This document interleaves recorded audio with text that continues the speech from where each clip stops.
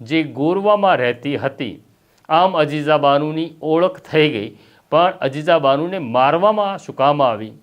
તો પરિવારજનોનું જણાવવું એવું હતું કે 9મીની સવારે અજીઝા બાનુને કોઈકનો ફોન આવ્યો હતો અને તેણે સાંજના સુમારે પોતાના પરિવારને એવી જાણ કરી હતી કે મારે શ્રમ કાર્ડ કઢાવવાનું છે, એટલે હું બહાર જઉં છું.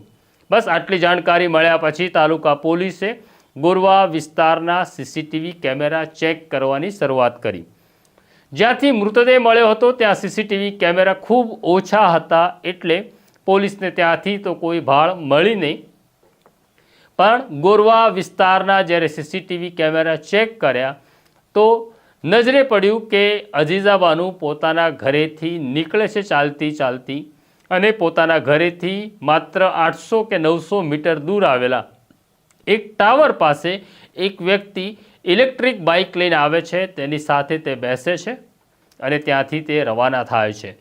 આ બંને જણા જે તરફ રવાના થયા ત્યાંના સીસીટીવી કેમેરા ફરી પોલીસે ચેક કરવાની શરૂઆત કરી તો ખબર પડી કે હવે પછીના સીસીટીવી કેમેરામાં તેઓ દેખાતા નથી, એટલે તેઓ ક્યાં ગયા તેનો કોઈ અંદાજ પોલીસને મળી રહ્યો નહોતો.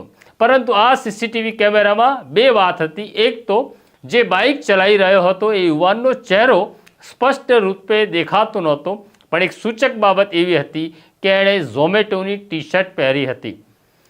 તરત એસપી સુશીલ અગ્રવાલ પોતાની ટીમોને કામે લગાડે છે અને ઝોમેટોમાં કામ કરતા રાઇડરની માહિતી એકત્રિત કરવાની સૂચના પોતાના સ્ટાફને આપે છે. હવે સમસ્યા એવી હતી કે આ યુવતી અને યુવક જે બાઇક ઉપર જઈ રહ્યા હતા તે હવે આગળના સીસીટીવી કેમેરામાં એટલે કે અંકોડિયા તરફ જતા રસ્તામાં ક્યાંય નજરે પડતા નહોતા.